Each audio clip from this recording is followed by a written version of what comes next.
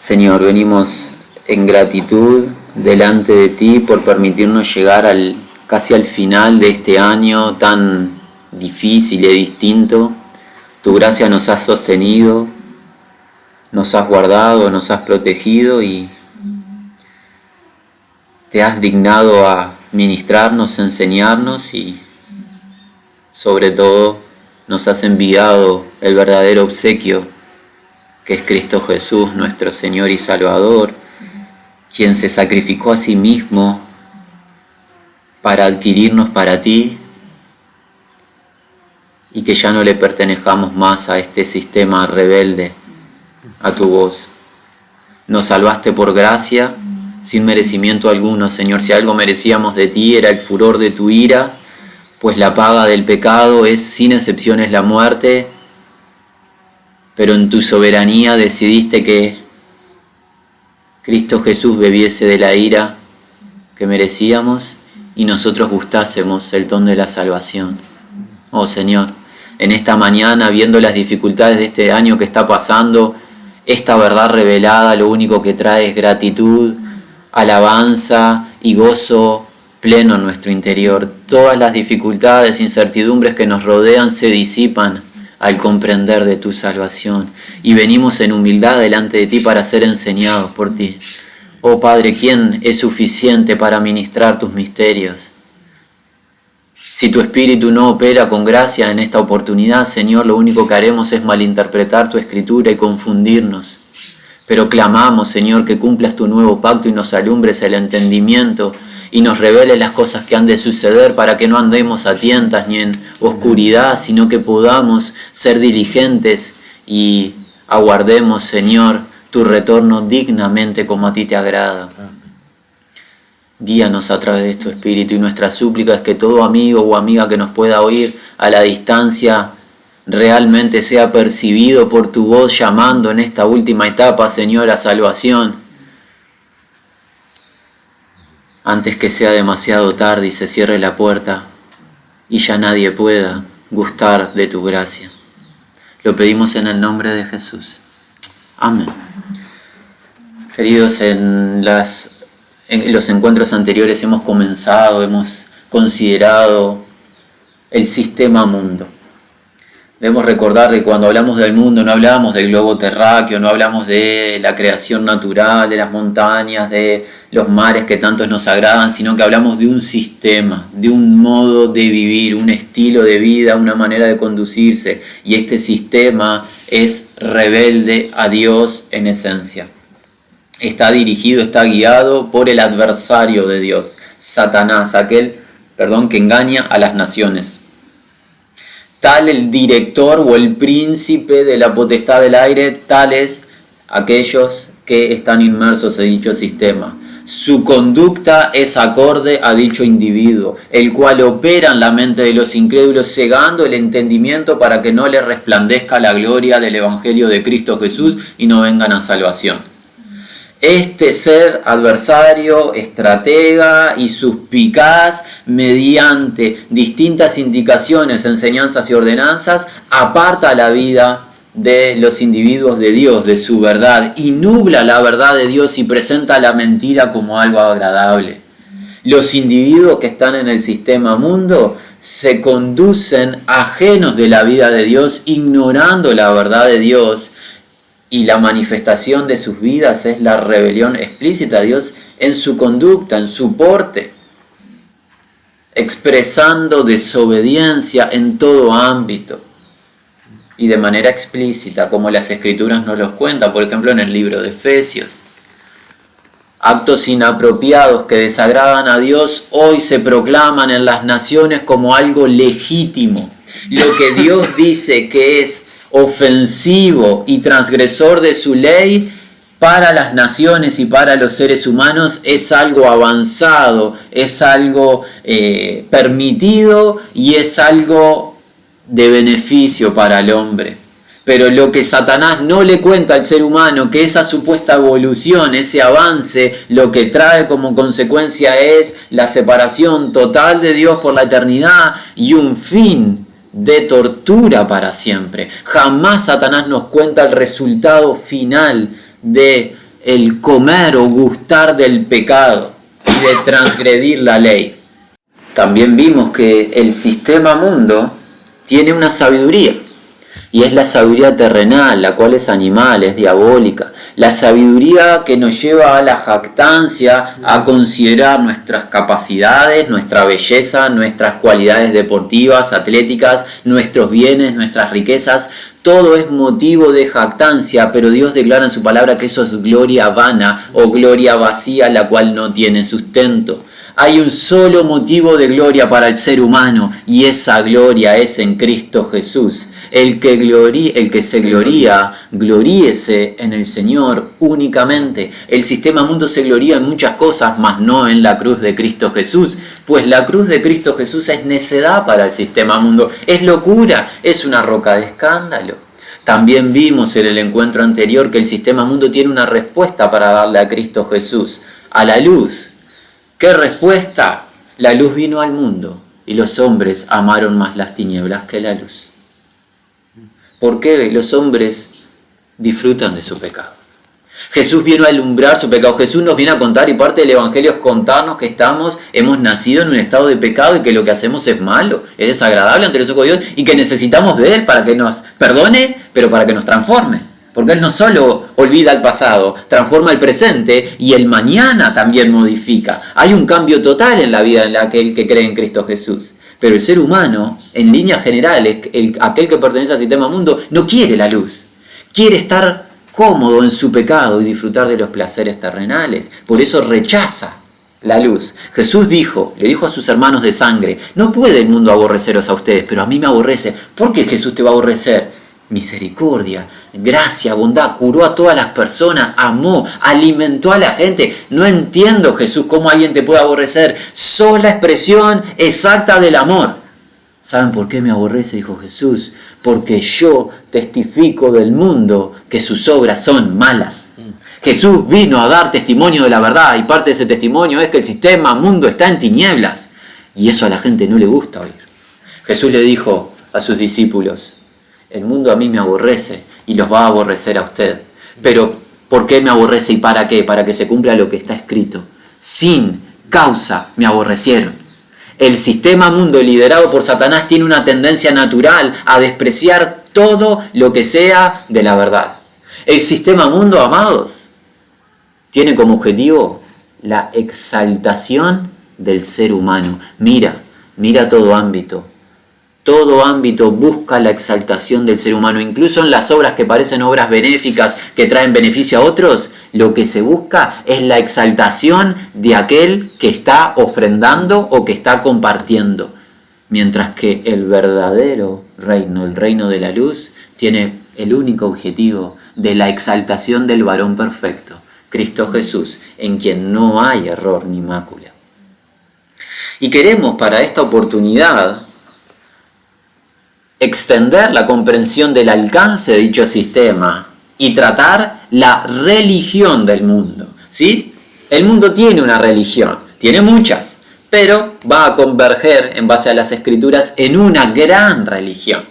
No debería ser sorpresa pensar que el mundo tiene una religión, pues como hemos trabajado en encuentros anteriores, en el capítulo 10 y 11 del libro de Génesis, vimos que se gestó la Babilonia, ¿verdad? Donde a través de este prójimo Nimrod con su esposa y un supuesto, la historia secular nos cuenta un supuesto nacimiento sobrenatural de su hijo Tamuz, comienza la adoración absolutamente ofensiva a Dios. Los hombres de antaño comenzaron a adorar lo que no está permitido, y eso no ha cesado a lo largo del paso del tiempo, sino que se ha aumentado. La religión del mundo es ni más ni menos y será la mezcla y la suma de todas las religiones, de todos los tipos de credos, que no es la fe genuina en Cristo Jesús, las cuales se van a unir bajo un supuesto lema de unámonos por la paz del mundo, unámonos olvidando las diferencias. Y esa religión no solo es ofensiva y enemiga de Dios, sino que será la autora la responsable del martirio de los hijos y las hijas de Dios en el tiempo final de tribulación y gran tribulación. La religión del mundo. Y para ello vamos a pedir asistencia apostólica, quienes nos ministran los apóstoles del Señor Jesús. En este caso, en el libro de Apocalipsis, Juan, el siervo del Señor, recibe revelación divina y nos va a guiar. Debe de comprenderse que este libro, el libro de Apocalipsis, al igual que toda la Escritura, comprende una promesa. Bienaventurado el que lee, escucha y guarda las palabras de esta profecía. Pero maldición e ira, las plagas postreras, recibirá aquel que añada o quite de este libro. Nosotros estamos en temor en esta oportunidad y queremos compartir lo que hemos recibido, pero nuestra súplica al Señor es que hable Él y que todos seamos sensibles en oír lo que Dios dice y no inventemos nosotros de nuestra propia parte. Vamos al libro de Apocalipsis, capítulo 17, versículo 1 al 6, leemos de corrido. Juan recibe de parte del ángel del Señor. Vino entonces uno de los 7 ángeles que tenían las 7 copas y habló conmigo diciéndome, ven acá y te mostraré la sentencia contra la gran ramera, la que está sentada sobre muchas aguas, con la cual han fornicado los reyes de la tierra y los moradores de la tierra se han embriagado con el vino de su fornicación. Y me llevó en el espíritu al desierto y vi a una mujer sentada sobre una bestia escarlata llena de nombres de blasfemia, que tenía 7 cabezas y 10 cuernos. La mujer estaba vestida de púrpura y escarlata y adornada de oro, de piedras preciosas y de perlas, y tenía en la mano un cáliz de oro lleno de abominaciones y de la inmundicia de su fornicación, y en su frente un nombre escrito, un misterio, Babilonia la Grande, la madre de las rameras y de las abominaciones de la tierra. Vi a la mujer ebria de la sangre de los santos y de la sangre de los mártires de Jesús, y cuando la vi, quedé asombrado con gran asombro. Bien, esto es lo que Juan ha visto, o es una porción al menos de lo que Juan ha visto en este libro, el libro de las revelaciones.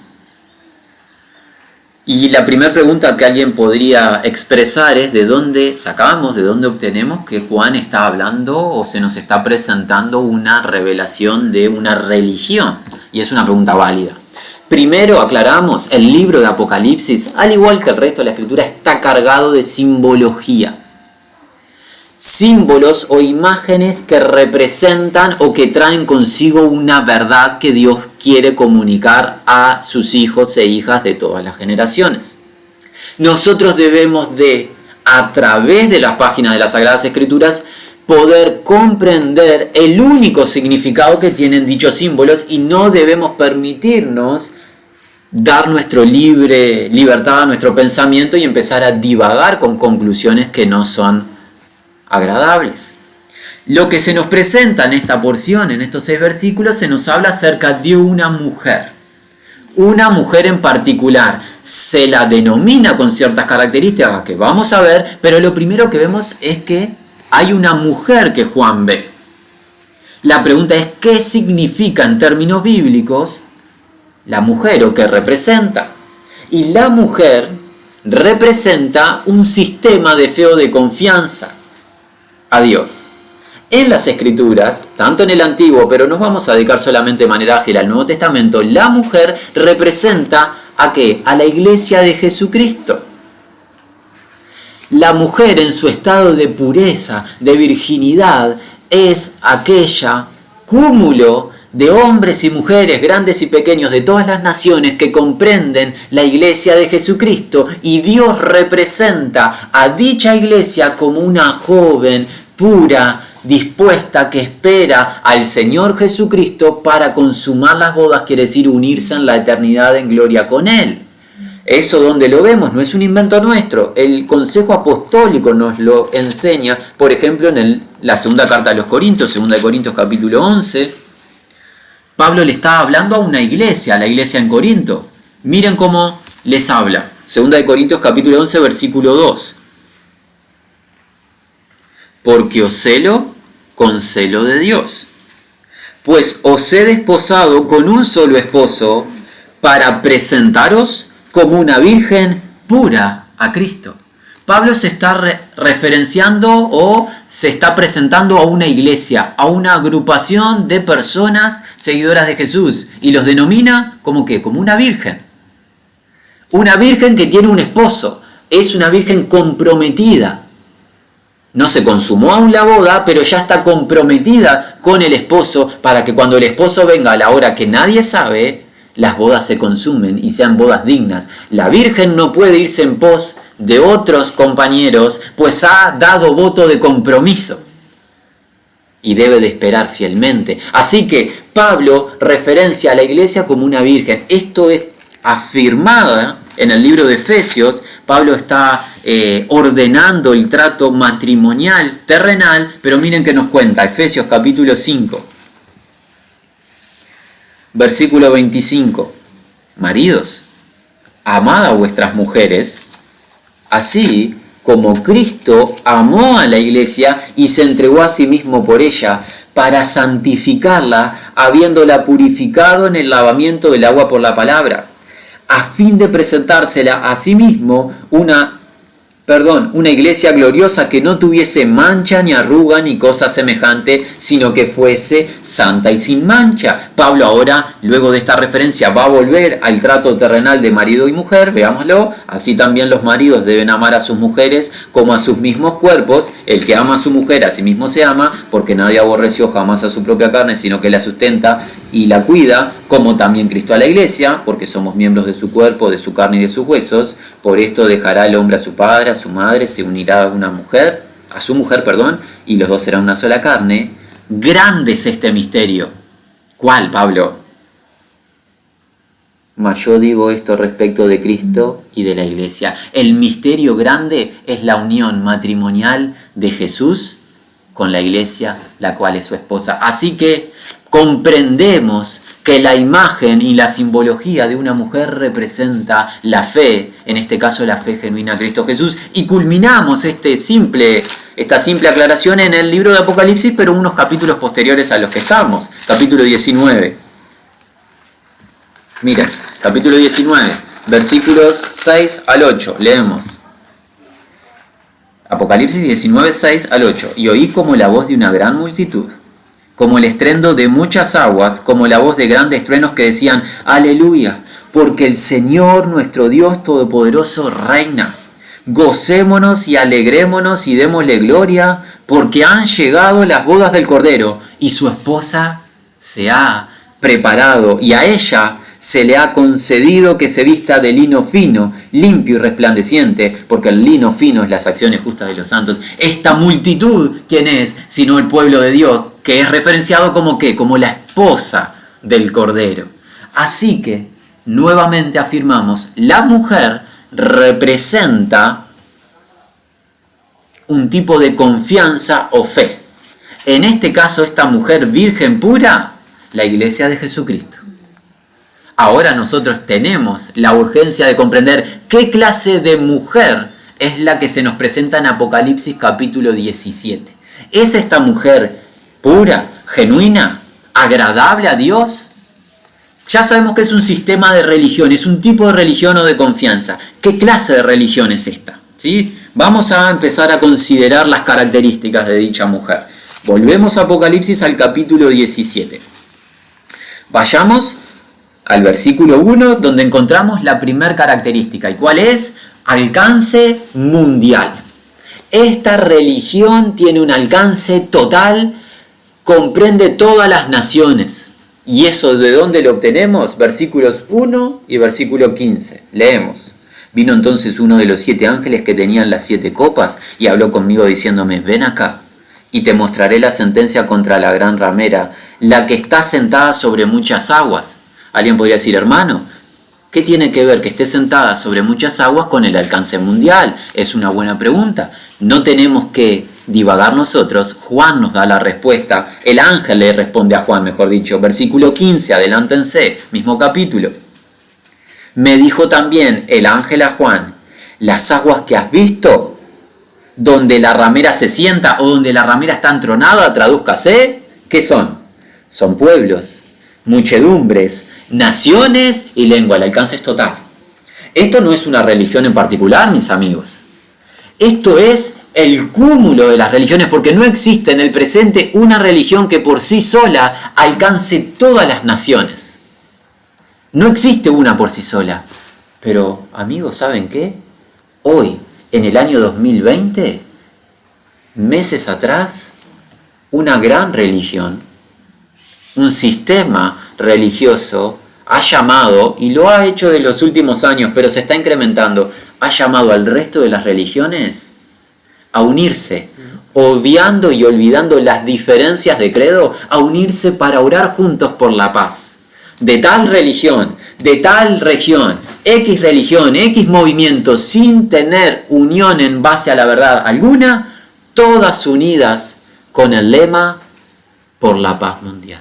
¿Saben qué? Esto no es ni más ni menos primeras expresiones de lo que será esta gran mujer final. Va a abarcar todas las naciones. Y hoy en el presente se está enseñando a qué olvidar diferencias doctrinales, a no ser tan firmes en las diferencias doctrinales y a reconocer que todas las personas que estamos en la tierra somos hijos de Dios y que no importa qué creamos, lo importante es que seamos sinceros. Ojo, ojo. Aquí alguien podría decir, hermanos, no me parece nada grave un planteamiento, un lema de esta índole, unidos por la paz. Suena hasta algo en lo que queremos participar, queremos paz, queremos unión, queremos plenitud, queremos abundancia, mucha gente.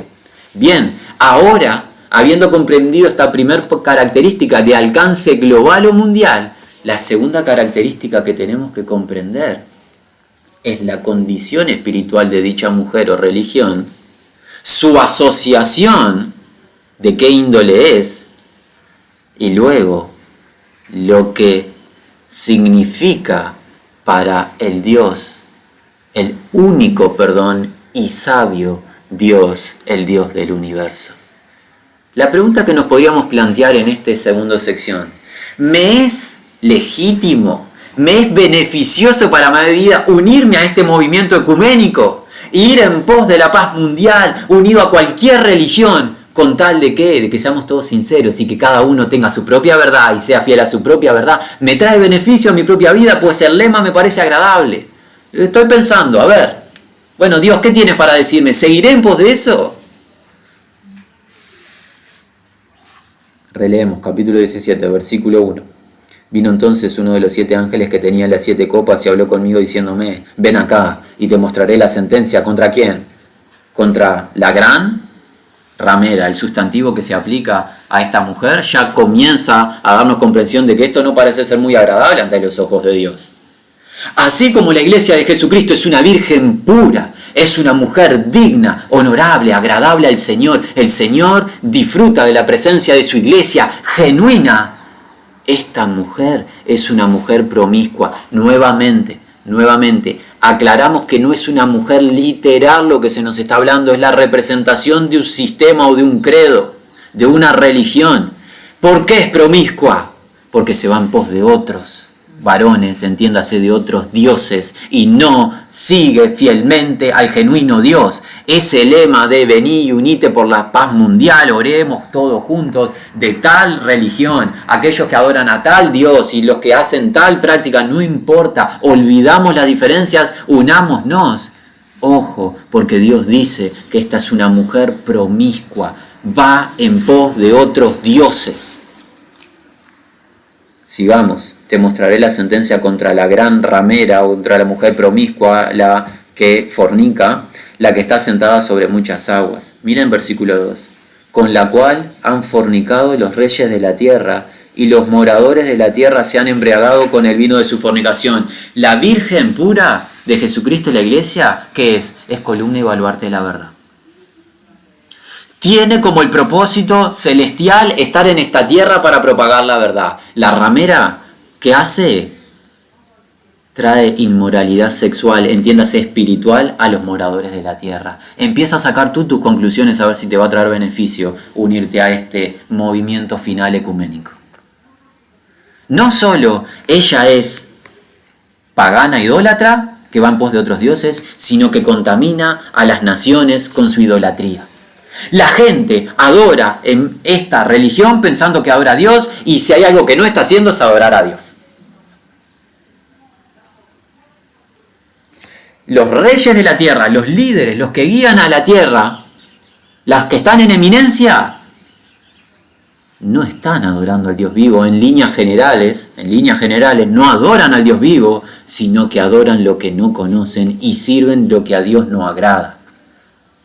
Y los integrantes de las naciones, los individuos en particular, están en la misma confusión, en idolatría, pues esta mujer le ha dado de beber a todos los habitantes de la mentira, del error, del paganismo. Ha propagado la mentira cuando Dios ha mandado a su iglesia a propagar la verdad, y así ha comisionado a sus seguidores Jesucristo para que vayamos a toda la tierra. ¿A qué? A hablar la verdad.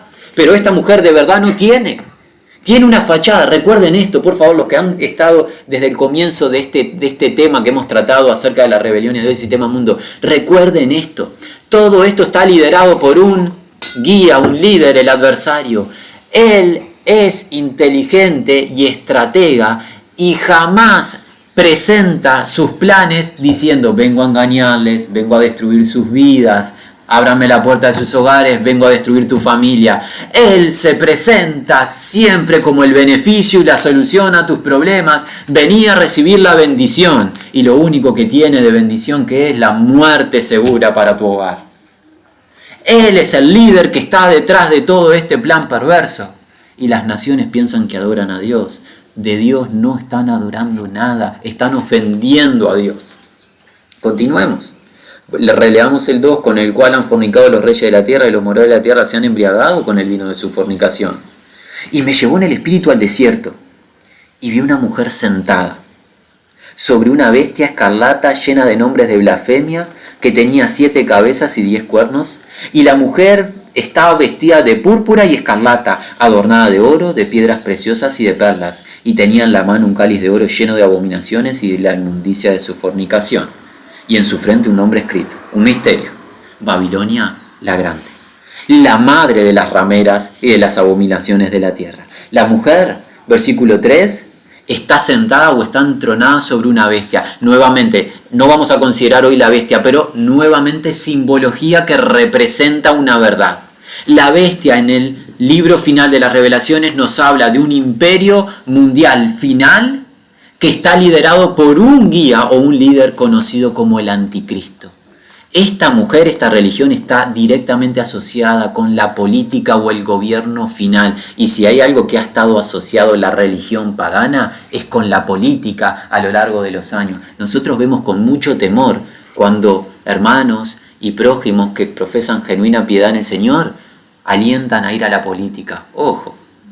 El pueblo de Dios, absténgase de toda maldad. No nos ha llamado Dios a inmundicia. Esta mujer está sentada o está entronada encima de esta bestia o de este imperio final que tiene un líder, el anticristo.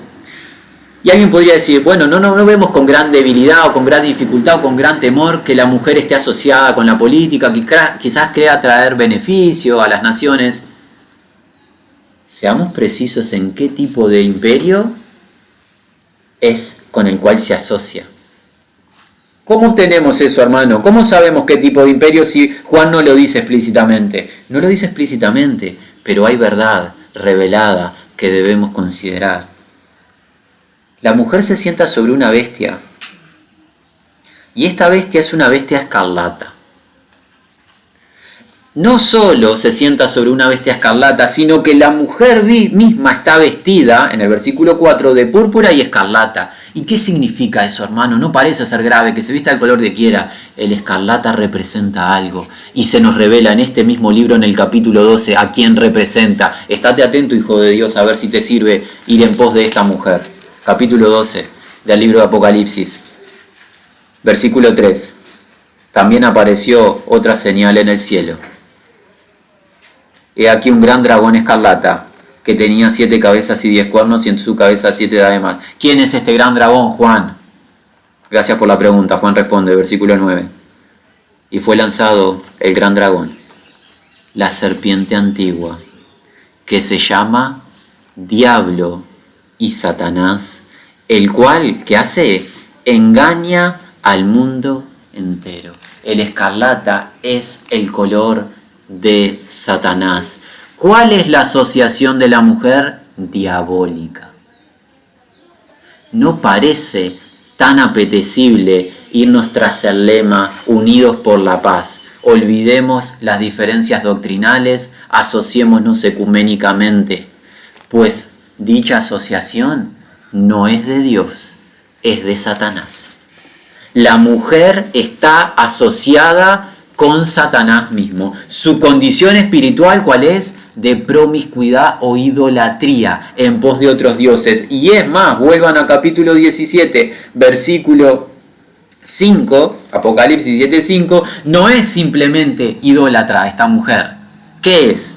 Es Babilonia la grande, la madre de las rameras y de las abominaciones de la tierra. Dios adjudica a esta mujer como el sumum máximo del paganismo y de la idolatría. Esta consumación final en el periodo de tribulación y gran tribulación se está gestando hoy, mis amados. Hoy está en movimiento y en desarrollo el misterio de la iniquidad, que va a alcanzar su estado máximo en el periodo de tribulación y gran tribulación. Y alguien puede decir, no, ¿saben qué, hermanos? Yo esto me es demasiado, no lo puedo aceptar. Es imposible que la religión sea así de falsa. Es imposible, es imposible. ¿Es imposible? Si hay algo que nos cuenta el Nuevo Testamento, es que falsedad hay en todos los ámbitos. Y para ello, hagamos un estudio ágil, bien sencillo. Falsos cristos. ¿Puede ser que existan falsos cristos? Puede ser, no. Existen falsos cristos. Mateo, capítulo 24, Jesús dice...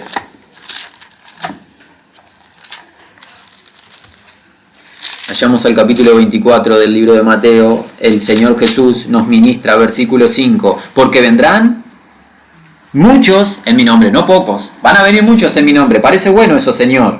Diciendo, yo soy el Cristo. Pero miren lo que van a hacer. Y a muchos engañarán. ¿Se acuerdan qué hace Satanás? Engaña a las naciones. Satanás siempre está detrás de la falsedad. Vendrán muchos en mi nombre diciendo yo soy el Cristo, y a muchos se engañarán. Hay muchos grupos que dicen, vení a recibir a Jesús. Vení, acá está acá, recibí la bendición. Ojo, no sea que estés recibiendo un engaño. Ojo a dónde vas. Falsos cristos. Versículo 24 nos dice lo mismo. Porque se levantarán falsos cristos. Capítulo 24 de Mateo, versículo 24, que va a haber muchos falsos cristos que van a engañar a muchos. ¿Qué más hay en este sistema perverso caído? Falsos profetas. Leemos en el versículo 24 también. No, antes podemos ver el versículo 11. Mateo 24, 11. Y muchos falsos profetas engañarán a muchos. Se levantarán, y engañarán a muchos. No pocos, muchos. Una multitud de falsos profetas se va a levantar. Versículo 24. Porque se levantarán falsos cristos y falsos profetas y harán grandes señales y prodigios de tal manera que engañarán, si fuere posible, a uno de los escogidos. Falsos cristos, falsos profetas. ¿Qué más? ¿Termina ahí? No, tenemos más para este boletín. Falsos apóstoles. Segunda de Corintios, Pablo nos dice que hay falsos apóstoles también. Están los genuinos apóstoles del Cordero y los demás son todos falsos. No hay ningún apóstol en el presente. Pero siempre se dice, aparece un apóstol por allí en la tele, por aquí, por allá. Miren, 2 de Corintios capítulo 11, versículo 13. Porque estos son falsos apóstoles, obreros fraudulentos, que se disfrazan, qué estrategia sutil, que se disfrazan como ángeles, apóstoles, de Cristo. Y no es maravilla, o no me sorprende, dice Pablo, porque el mismo Satanás no viene a tu casa como un dragón con fuego en la boca, se disfraza como ángel de luz. Golpean la puerta diciendo, vengo de parte de Jesús, y de Jesús no vienen de parte alguna, vienen de parte del engañador, y el engañador inteligente y estratega y suspicaz, más suspicaz que cualquiera de los animales, como vimos en el huerto semanas atrás, en el huerto del Edén, que hace, engaña, lo mismo que hizo con la mujer Eva, sigue haciendo hoy con las naciones, te presenta un plato de bendición, vení, recibí, sé feliz, llenate de la bendición de Dios, y lo único que te está dando es la muerte misma. Falsos cristos, falsos profetas, falsos apóstoles, falsos ¿qué? Ancianos o pastores. ¿Puede ser posible? Absolutamente puede ser posible, hermano. ¿Qué va a ser posible? Libro de Hechos, capítulo 20. Pablo se va de la congregación de Éfeso, ministró 3 años. La congregación de Éfeso posiblemente sea la congregación del primer siglo donde mayor cantidad de hermanos de renombre en cuanto a las escrituras ministraron. La mayoría de los hermanos, entiéndase el apóstol Pablo, el apóstol Timoteo, el apóstol Juan en su retorno del exilio, Apolos, Priscila, Aquila, todos anduvieron por Éfeso. Alguien diría, ¿qué congregación la de Éfeso? Y ciertamente lo fue, pero ¿qué también iba a haber en Éfeso? Pablo dice a través del Espíritu Santo, capítulo 20 del libro de Hechos, versículo 28, por tanto, mirad por vosotros y por todo el rebaño en el que el Espíritu Santo os ha puesto por obispos para apacentar la iglesia del Señor, la cual él ganó por su propia sangre. Porque yo sé, tengo convicción, esto fue una alerta del Espíritu, no es un invento de Pablo tirando inventos al aire. Porque yo sé que después de mi partida entrarán en medio de vosotros lobos rapaces que no perdonarán al rebaño. De afuera, engañadores. Pero miren el versículo siguiente, el 30. Y de vosotros mismos se levantarán hombres que hablen cosas perversas para arrastrar tras sí a los discípulos. ¿A quién le está hablando Pablo? A los del versículo 28, los obispos. A los obispos, a los presbíteros, a los ancianos, a los pastores le está diciendo, de ustedes que hoy me despido, entre ustedes también se va a dar vuelta la torta y algunos van a ser falsos que van a arrastrar parte del rebaño tras sí. Falsos cristos, falsos profetas, falsos apóstoles, falsos ancianos, falsos hermanos. Gálatas capítulo 2. ¿Creías que era imposible que hubiera una religión falsa, amigo? Bueno, esperemos que te estés convenciendo a través de la luz de la verdad. Gálatas capítulo 2, versículo 4. Y esto, dice Pablo, a pesar de los falsos hermanos introducidos, ¿de qué manera? A escondidas, que entraban para espiar nuestra libertad que tenemos en Cristo Jesús, para reducirnos a esclavitud. En medio de la primitiva iglesia, cuando estaban los apóstoles, que habían falsos hermanos metidos. Falsos cristos, falsos profetas, falsos apóstoles, falsos ancianos, falsos hermanos. ¿Falsas qué? Falso evangelio. ¿Hay falso evangelio? Sí, en el Gálatas, pero ahora en el capítulo 1. No es que haya más de un evangelio, hay uno solo, pero el resto no son evangelios. Se declara como evangelio, supuestamente. Hay uno solo, el evangelio de la gracia de Jesucristo. Otra cosa es todo mentira. Gálatas 1, 6. Estoy maravillado de que tan pronto os hayáis alejado del que os llamó por la gracia de Cristo, para seguir un evangelio diferente. No que haya otro, sino que hay algunos que os perturban y quieren pervertir el evangelio de Cristo. Mas si aún nosotros, los apóstoles de Jesús, o un ángel del cielo, os anunciare otro evangelio diferente al que os hemos anunciado, sea maldito o anatema. Como antes hemos dicho, también ahora lo repito. Si alguno predica diferente evangelio del que hemos recibido, sea anatema. Falsos cristos, falsos profetas, falsos apóstoles, falsos ancianos, falsos hermanos, falso evangelio. ¿Termina ahí? No, hermano. ¿Qué hay? Falsa sinagoga o falso ambiente de congregación. Apocalipsis capítulo 2. El Señor Jesús le habla a su iglesia. ¿Y qué dice? En el capítulo 2, versículo 9.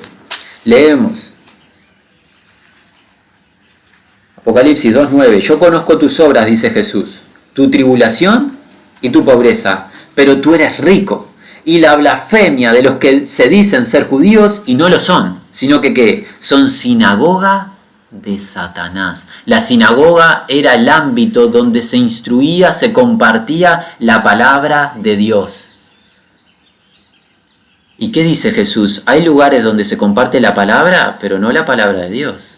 Satanás lidera ese ámbito y ese lugar. Concluimos con la última sección de la falsedad. Falsa conducta, falsa piedad, falsa vida, vida hipócrita. Vamos a la carta de Timoteo, a segunda de Timoteo.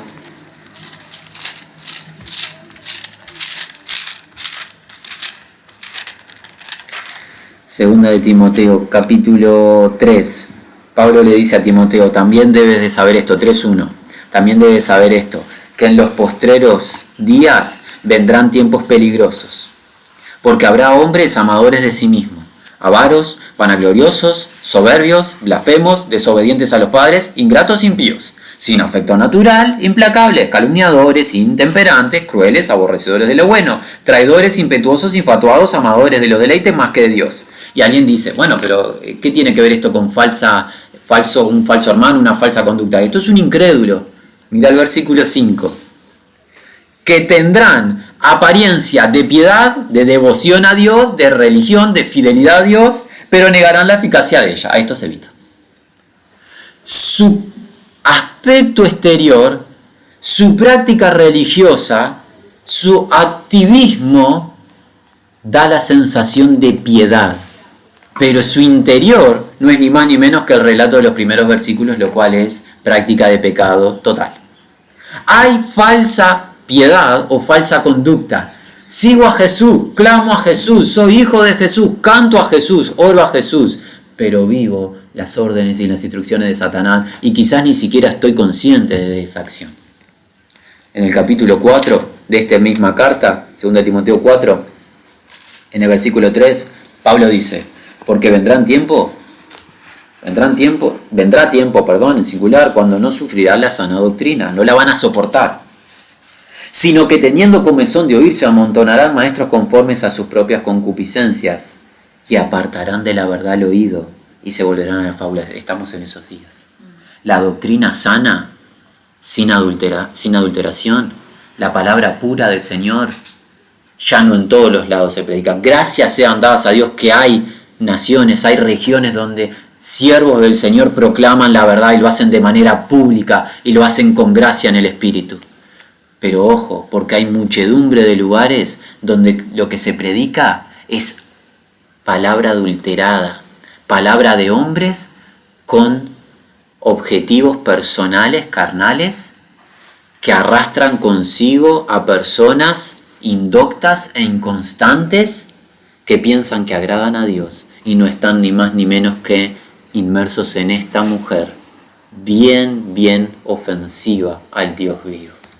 La pregunta que alguien nos dice, haciendo un pequeño anexo dentro de este tema y habiendo comprendido la condición espiritual de la mujer, la pregunta que alguien nos dice es, hermanos, creo lo que se nos está hablando de parte del Señor. ¿Cómo haré para conocer la verdad? Es toda una falsedad. El mundo es un cúmulo de falsedad. ¿Cómo puedo saber qué es la verdad y qué es la mentira? Esa es una pregunta genuina y válida. Si alguien en alguna región que nos escuche se la está formulando, hermano, tenemos para decirte que la verdad es una sola y la verdad se llama Jesucristo. Es el único que te puede decir quién es Dios, qué pide Dios y qué hace Dios y cuál es su plan. Eso se encuentra en el Evangelio de Juan en el capítulo 1. Mira lo que se nos dice en el relato. Juan 1:18. A Dios nadie le vio jamás. Nadie. El unigénito Hijo, Jesucristo, que está en el seno del Padre, Él lo exhibe, lo da a conocer o lo revela o lo saca a la luz. Es Jesucristo solamente que te puede decir quién es Dios. Ningún ser humano puede decirte quién es Dios, qué pide Dios o cómo agradar a Dios. Solo Jesucristo. Y la pregunta es, ¿a quién se reveló Jesucristo? Y esta es la gran pregunta que algunos o muchos tuercen. ¿A quién se le reveló con eficacia y profundidad Jesucristo en su ministerio? Si el Hijo es el único que conoce al Padre y el Hijo es el único que me puede contar quién es el Padre, ¿a quién se le reveló Jesucristo? Segunda de Juan, capítulo 4. A partir del versículo 1 leemos de corrido. Amados, segunda de Juan, primera de Juan, disculpen, primera de Juan, capítulo 4. Amados, no creáis a todo espíritu, sino probad los espíritus si son de Dios, porque muchos falsos profetas han salido por el mundo. En esto conoced el Espíritu de Dios. Todo espíritu que confiesa que Jesucristo ha venido en carne es de Dios. Todo espíritu que no confiesa que Jesucristo ha venido en carne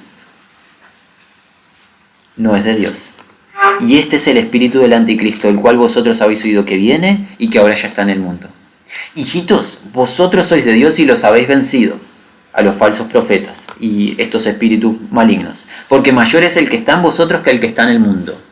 Ellos, los falsos profetas, son del mundo, por eso hablan del mundo y ¿sabes qué? Tienen recepción en el mundo, multitud, el mundo los oye. Ahora viene la clave, 6. Nosotros somos de Dios. El que conoce a Dios nos oye. El que no es de Dios no nos oye. En esto conocemos el espíritu de verdad y el espíritu de error. Hay un espíritu de verdad que es el Espíritu Santo y está el espíritu de error que opera en el sistema mundo, en esta mujer promiscua a merced de Satanás. ¿Cómo puedo escuchar al espíritu de verdad y rechazar el espíritu de error? Juan dice, nosotros somos de Dios, el que conoce a Dios nos oye. ¿Quién es ese nosotros? ¿Quién es ese primer persona del plural? En esta misma carta, capítulo 1, versículo 1 al 4. Lo que era desde el principio, lo que hemos oído, lo que hemos visto con nuestros ojos, lo que hemos contemplado y palpado en nuestras manos tocante al verbo de vida. Porque la vida fue manifestada a Jesucristo y la hemos visto y testificamos y os anunciamos la vida eterna, la cual estaba con el Padre y se nos manifestó, se nos reveló a nosotros. ¿Quiénes? Los apóstoles. Lo que hemos visto y oído os anunciamos, para que también vosotros, la generación del 2020, que hoy estamos congregados, tengáis comunión con nosotros, con los apóstoles, y nuestra comunión, la de los apóstoles, es verdaderamente con el Padre, con su Hijo Jesucristo. Estas cosas os escribimos para que vuestro gozo sea cumplido. Solo hay un grupo de hombres que te puede decir quién es Jesucristo, qué pide Jesucristo. Y dado que Jesucristo te puede decir quién es el Padre, qué pide el Padre, qué vino a ser el Padre, a través del mismo Hijo Jesucristo, ese grupo es el grupo de los apóstoles. Los varones que comieron junto a Jesús, que le vieron obrar y ministrar por 3 años en la tierra y que le vieron resucitado de entre los muertos, a los cuales se le presentó y les abrió el entendimiento para que comprendiesen todo lo que estaba escrito de él y todo lo que debía suceder. En el presente, escucha bien, no existe ser humano o institución que haya comido, bebido y haya estado con Jesús por 3 años y le haya visto resucitado. No existe. No importa que te diga que lo ha visto en visión, en sueño o a través de una computadora. No existe ser humano alguno que te pueda decir quién es Jesús fuera de lo que ellos te dicen. Entonces, la garantía la tenés solamente en el testimonio y consejo apostólico. Esa es la columna de la cual te tienes que agarrar para ti, tu casa y todos los que estén a tu alrededor. Y fuera de esa columna estás en una incertidumbre total, porque si hay algo que tiene este mundo es confusión absoluta. Cerramos esta sección con lo que Pedro nos dice en 2 de Pedro capítulo 1, versículo 16. 2 de Pedro 1:16, porque no os hemos dado a conocer el poder y la venida de nuestro Señor Jesucristo siguiendo fábulas artificiosas. Y de este mundo lo único que es personas que dicen e inventan cosas sin haber visto y oído nada. Los apóstoles, no os hemos dado a conocer, dice Pedro, la venida de nuestro Señor Jesucristo según fábulas artificiosas, sino como habiendo visto con nuestros propios ojos, su majestad. Pues cuando él recibió de Dios Padre honra y gloria, le fue enviada desde la magnífica gloria una voz que decía, este es mi Hijo amado en el cual tengo complacencia. Y nosotros, ¿quiénes? Pedro, Jacobo y Juan, oímos esta voz enviada del cielo cuando estábamos con él en el Monte Santo, a los cuales Jesús se les presentó en el estado de gloria y se les reveló. Tenemos también la palabra profética más segura, la cual coincide con el testimonio apostólico, a la cual hacéis bien en estar atentos como una antorcha que alumbra en lugar oscuro hasta que el día esclarezca y el lucero de la mañana salga en vuestros corazones. Entendiendo primero esto, que ninguna profecía de la Escritura es de interpretación privada, personal o institucional, porque nunca la profecía fue traída por voluntad humana, sino que los santos hombres de Dios hablaron siendo inspirados por el Espíritu Santo. Y la revelación fue sellada y ha sido culminada y no hay nuevas doctrinas, no hay nueva revelación para nuevas reinterpretaciones de quién es Dios o qué pide Dios. Entonces, si hay un varón que supuestamente es la voz de Dios en el presente, que está entronado en una nación y que supuestamente lidera el mundo y que dice, ahora debemos cambiar la ley y debemos de aceptar el matrimonio igualitario porque estamos en nuevos tiempos, nosotros ¿qué hacemos? Decimos, eso es una mentira y eso no es el Espíritu de Dios. Eso es el espíritu del error.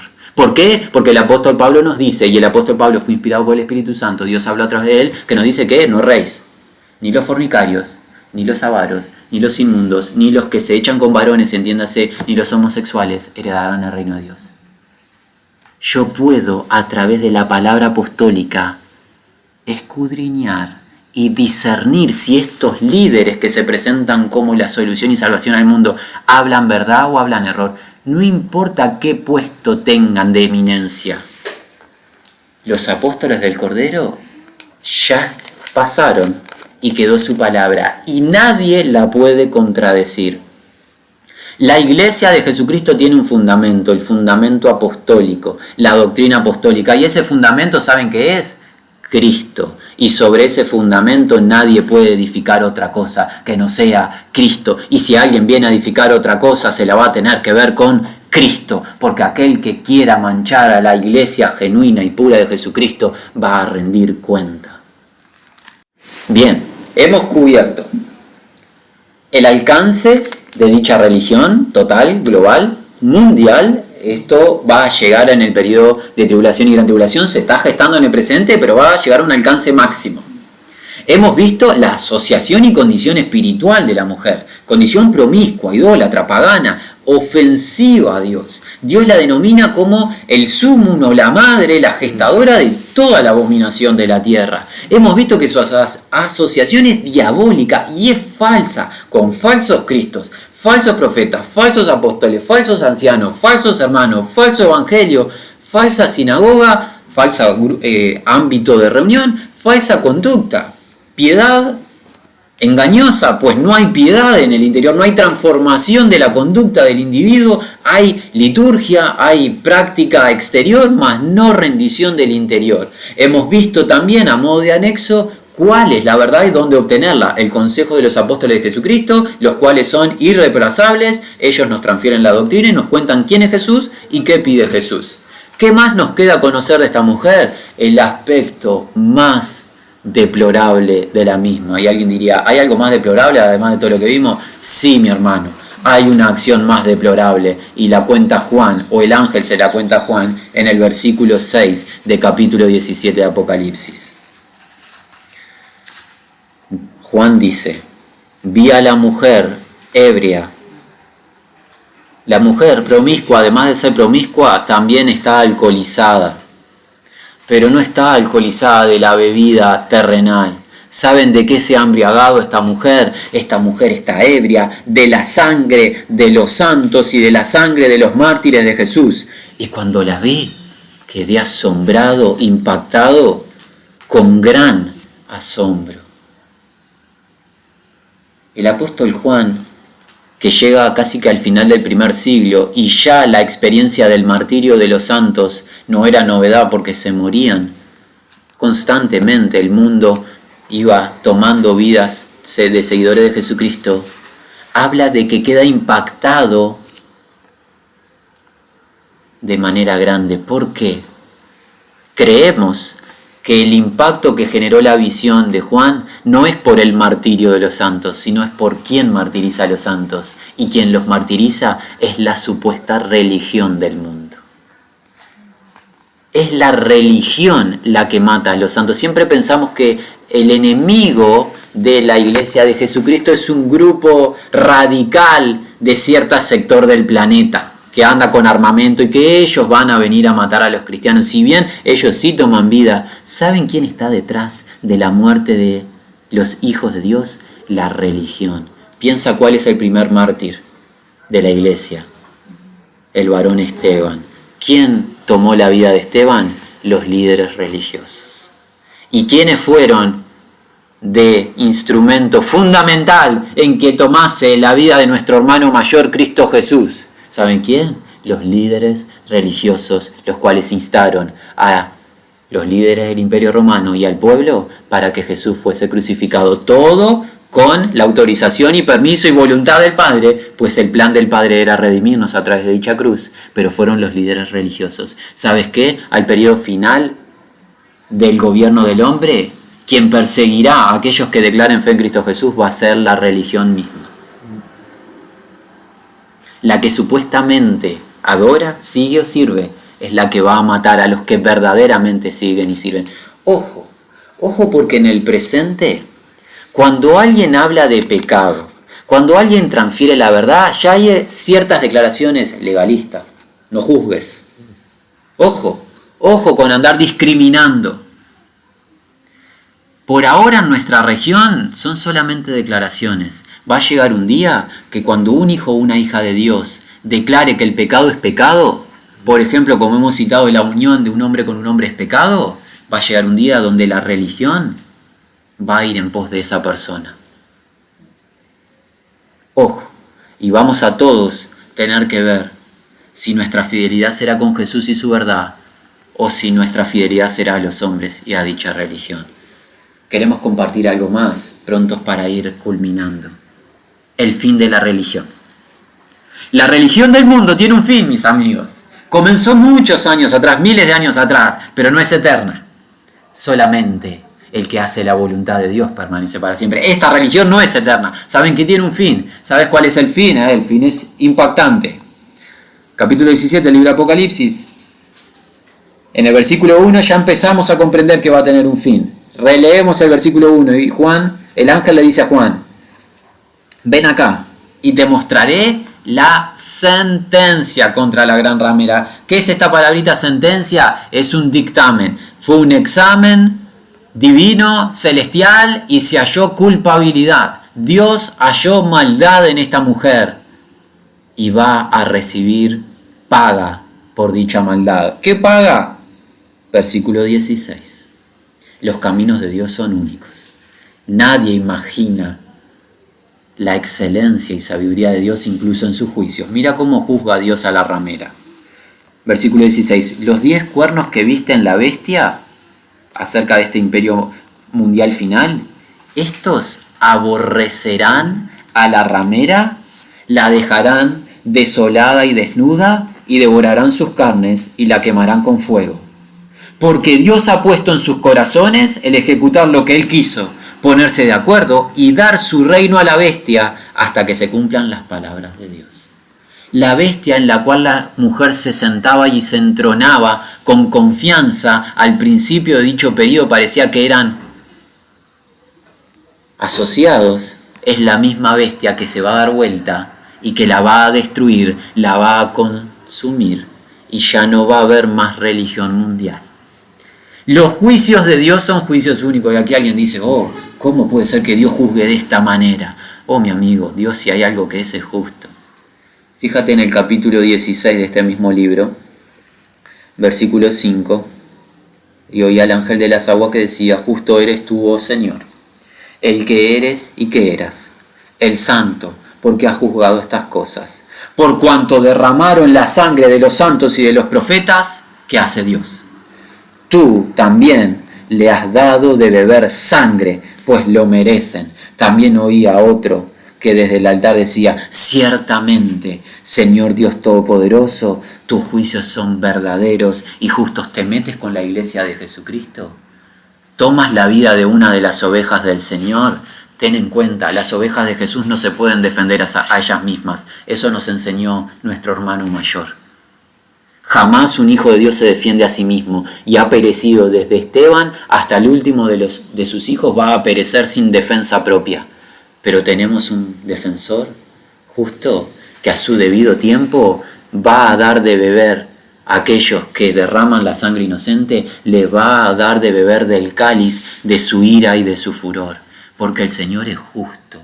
¿Y sabes quién tiene la potestad de vengar? Solamente Él. Porque Él escudriña mente y corazón y conoce intenciones, y va a juzgar a esta promiscua, la va a juzgar con furor, y la van a devorar y la van a destruir.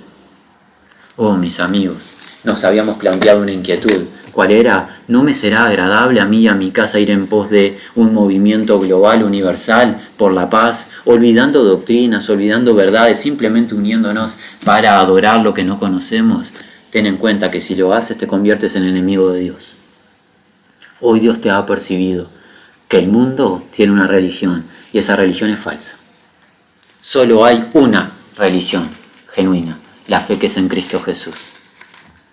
¿Qué he de creer? Tienes que creer que Jesús vino a esta tierra, siendo Dios, se encarnó y a través del poder del Espíritu Santo nació, concebido en el vientre de una joven virgen y habitó entre los moradores de la tierra. Tienes que creer que Él es el Señor de la vida y de la resurrección. Él es el Señor del mundo espiritual. Él es el Señor del universo. Él es quien ha creado todo lo que existe y sustenta todas las cosas por el poder de su palabra. Tienes que creer que fue crucificado a través de un juicio injusto. ¿Sabes para qué? Para condenar el pecado y para que la justicia de Dios se colmase y la ira de Dios fuese absolutamente complacida en su propia carne. Y que en ti mismo no hay salvación, sino que la salvación la encuentras en Él. Y tú, confiando en Él, recibes justicia gratuita como obsequio. Debes de arrepentirte de tu estado de pecado. Debes de confesarle a Dios tu maldad, tu injusticia y tu iniquidad. Y este Dios es grande en misericordia. Es amplio en perdón. ¿Y sabes qué? Tiene para ti salvación eterna en Cristo Jesús garantizada. Porque todo aquel que viene genuinamente y sinceramente a Él, Jesús no le echa fuera. Hoy, mi amigo, es el día aceptable. Hoy es el día de salvación para creer que ¿qué? Que Jesús murió, sí, pero Jesús al tercer día resucitó de entre los muertos por el poder de Dios. Y Él es el único nombre que Dios ha dado a toda criatura para que confiando en Él sea salvo el ser humano. Y fuera de Jesucristo no hay salvación, sino que hay una expectación de ira y de condenación eterna con tortura. Aún no se ha culminado el día de jubileo, aún no se ha culminado el día de salvación, pero está pronto, mi amigo. Tú no sabes si vas a vivir una jornada más. Este virus que nos amenaza, este virus físico, está cobrando vidas en el mundo. Tú no sabes si pasas de esta jornada con vida. Hoy es el día de volverte a Jesucristo. Hoy es gratuita la salvación para ti. Solamente arrepintiéndote y creyendo en Jesucristo serás salvo. No debes de hacer más nada que creer y Él obra en ti. Toda la gloria es para Él. Pero hoy, mi amigo, vuélvete a Jesucristo. Y Padre, nosotros te damos toda la gloria a ti. Oh, tus caminos son absolutamente incomprensibles para el hombre. Son mucho más altos que los caminos del hombre, así como la diferencia de los cielos y de la tierra es la diferencia de tus caminos con nuestros caminos. Vas a juzgar a esta religión blasfema, apóstata, Señor. Oh, sí, justo eres en juzgarla.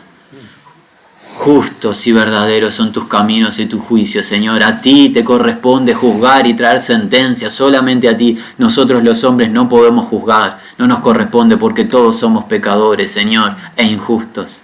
Pero tú eres santo, irreprochable, inmaculado.